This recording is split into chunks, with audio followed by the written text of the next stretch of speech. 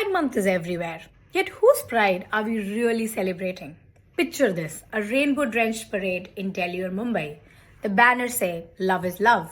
Yet many Dalit queer people still march at the margins, if they march at all. This is because caste in India still dictates where our bodies can safely exist, even in the supposedly liberal spaces of our queer movement. In my article, I use Achille Mbembe's concept of necropolitics, which is the power to decide who lives, who thrives, and who is left to die. I argue caste isn't just a social hierarchy, it is a life and death calculus.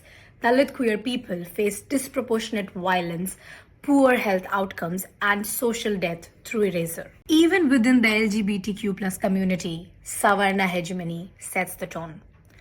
Who headlines the queer festivals? Whose love stories get the Netflix deal? And whose bodies are branded as professional, dateable, and even marketable? Desirability is caste-coded in India. Lighter skin, certain surnames, and English fluency, all markers of upper caste privilege, repackaged as queer chic. The truth is, brand campaigns love a dash of diversity. Dalit voices are invited to panels only to be sidelined once the photos are posted.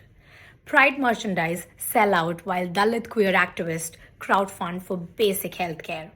Visibility without structural changes is just tokenism wearing a rainbow. But the good news is this: across India, Dalit queer collectives are actively building alternatives, safer dating platforms, community archives, and mutual aid networks. They remind us that liberation is not just a hand-me-down from Savarna allies, it is a movement from the grassroots, demanding caste abolition alongside queer rights. So this pride, ask yourself, whose voices am I amplifying and whose aesthetic am I adopting? And remember, queer liberation is liberation of all, not just a select few who are hegemonic and aesthetically pleasing. And while you're thinking about whose pride are you celebrating this month, do head over to Political Pandora and read my article which talks about Dalit queer bodies and how they are simultaneously co-opted and marginalized by Savarna queer movement in India.